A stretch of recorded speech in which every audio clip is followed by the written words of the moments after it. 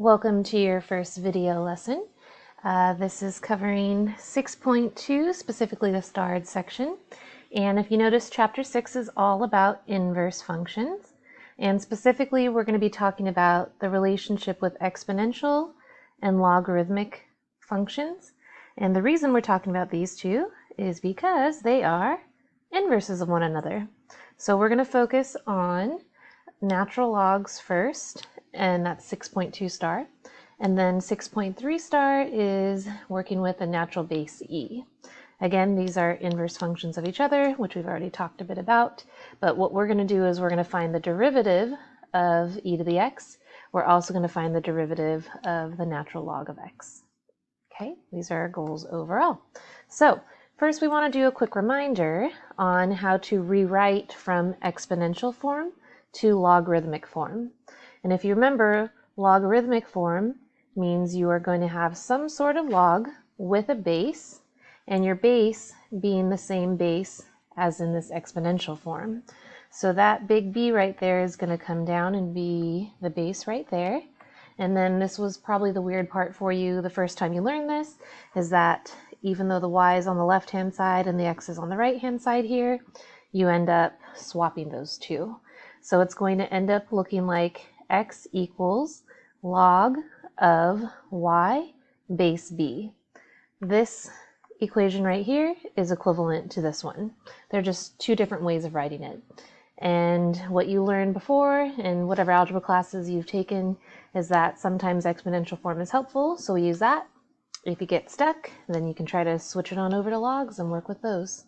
Now, if we try to do something similar with e to the x, which is going to be more of our focus today, then if we were to rewrite this, it would end up looking like log, and this is definitely your base e. And again, you're going to take the x and the y and swap them. So it's going to be x equals log of y base e. But no one really writes it this way. We never leave it as log base e, because anytime it's log with a base of e, we call that the natural log. So the inverse, or another way of writing e to the x, would be writing it as x equals natural log of y. So these two are basically saying the same thing, just written in two different ways. If this doesn't feel that familiar to you, I just want to show you real quick. If I were to get an ordered pair here, for instance, let's say I have my x and y, and I plug in a 0, that would be e to the 0 power, and anything to the 0 power is 1. So I want to show you again, these are the same functions, just written differently. So if you notice, my x is over here, and my y is over here. Similarly, if I want to get that 0.01, my y would be 1 here, and we know that the natural log of 1 is 0. So I get the same exact point regardless. So again, these are two different ways of writing the same exact thing, either in exponential form or logarithmic form. Quick reminders on the base that you choose or can use for logarithms. They do have restrictions. Your base has to be positive, and your base cannot equal 1. If you can't recall why the base can't equal 1, just remind me on Thursday in class and I can give you a quick little explanation of why. Now, from your college algebra course, you learned that, again, the natural log of x is the same thing as writing log of x base e. But another way to define natural logs can be using integrals. And integrals, definite integrals in particular, are just taking this function right here and finding an area that has a start and an end. If you notice, we're writing it a little interesting here. It looks like our lower bound is 1 and our upper bound is x. X meaning, I don't know where I'm going to. But basically, if you start at 1 and you take the area underneath the curve of 1 over t, that function, and you go all the way out to x, some certain value, that's the same thing as taking the natural log of x. Now, that should sound a little weird, but we're going to test out this theory. Since x isn't exactly a value here that we're looking at, let's try some specific values. So for instance, let's take a look at what happens when x equals 1. Well, we already know this side. The natural log of 1, we already said was 0. Okay, But if we treat this x as 1, that means that our integral is going from 1 to 1 of 1 over t dt. And if you remember from 5a, because, we remember everything, we know that if you have the same start and the same end, that means you're literally not moving at all. So there's no area because you're not working with some kind of two-dimensional space where you're going from one place to another. You're kind of stagnant. So this area would actually equal 0, which means that this is true. This definition looks like it's working so far. What we're going to look at next is what would happen if you tried, for instance, any value for x in between 0 and 1. If you tried a value in between 0 and 1, that means that you are starting here and going backwards. And let's see if you remember what that looked like in 5a. So if we said, for instance, let's look at x equals 0.5. That means we're going from 1 to 0.5 of 1 over t dt. And this is the same thing as taking the natural log of 0.5. Now, this one's a little weirder. I do want you to grab your calculators. Hopefully you have a calculator of some sort, or you can try to use your phone or a program. So let me give you a minute to go ahead and pause if you need to get a calculator. Go ahead and pause. Now, if you put this into your calculator, the natural log of 0.5 is negative 0.693, so on and so forth, approximately that much. If you notice, you got a negative value. And if you remember this from 5a, that's because you're actually starting at a higher number and your upper bound is getting lower. So you're starting from this right side and heading to the left, and you're trying to find this area going backwards.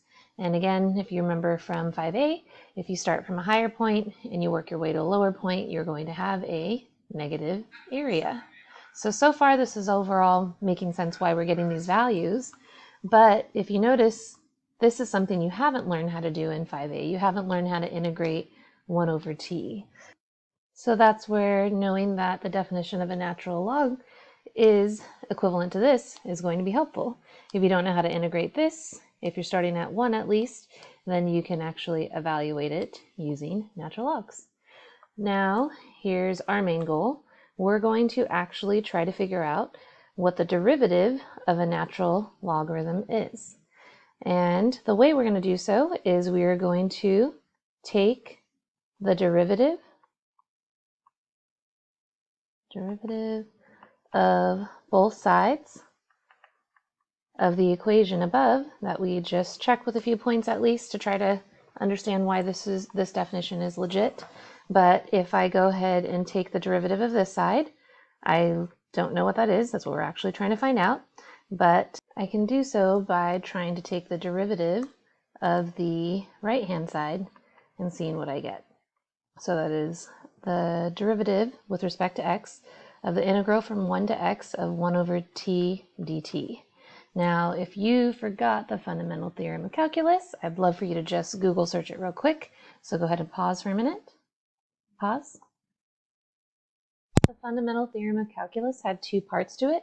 We're actually going to revisit the first part more so, which says that if you have an integral, which is really just finding the area underneath a curve, and you take the derivative of that integral, it's basically like undoing what you just did.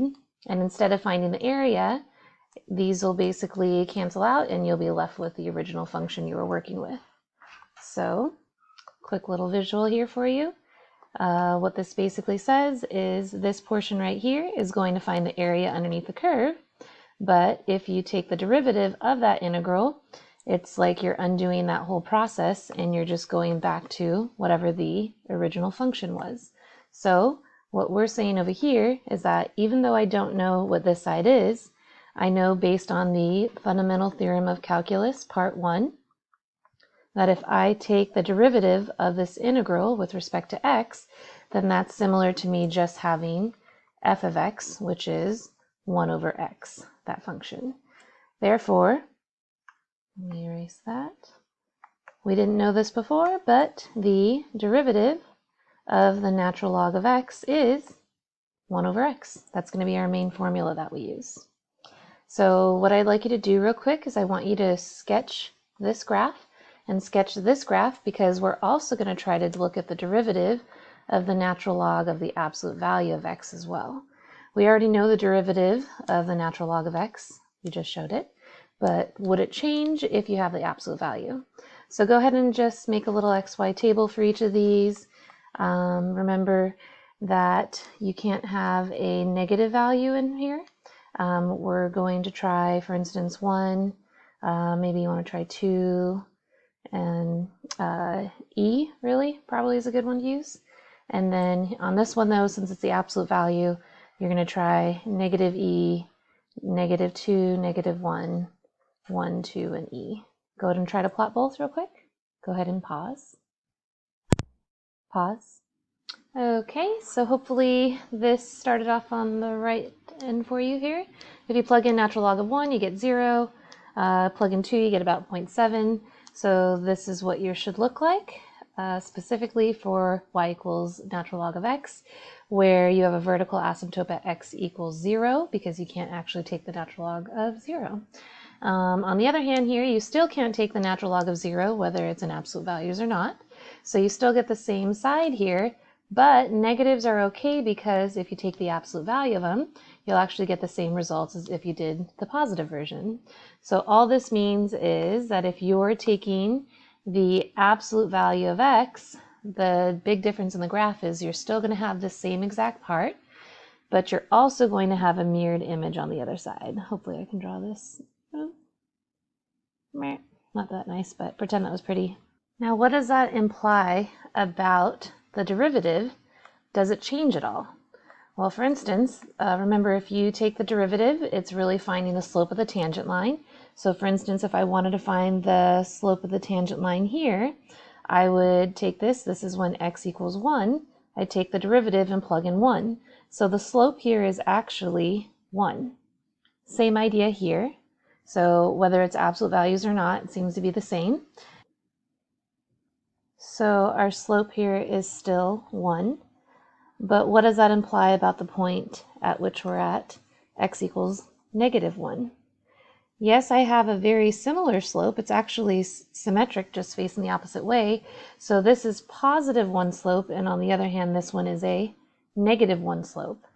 But again, that's still going to be 1 over x because I'm either evaluating at x equals 1 and getting a slope of positive 1, or I'm evaluating at x equals negative 1 and getting 1 over negative 1, which is a slope of negative 1. So I do get the same results. If I have a negative number though, and I'm on this side evaluating, I'm just going to get decreasing slopes of tangent lines, which means plug in that same negative value here. Long story short, we're basically saying whether it's the natural log of x or absolute value of x, who cares? These slopes are going to be the same, just different signs, and the signs accounted for based on what x you plug in. Voila, there's your first fabulous formula. Now let's take this information and plug it into this first thick box you see. When you see a thick box, that means make a flashcard. This'll help.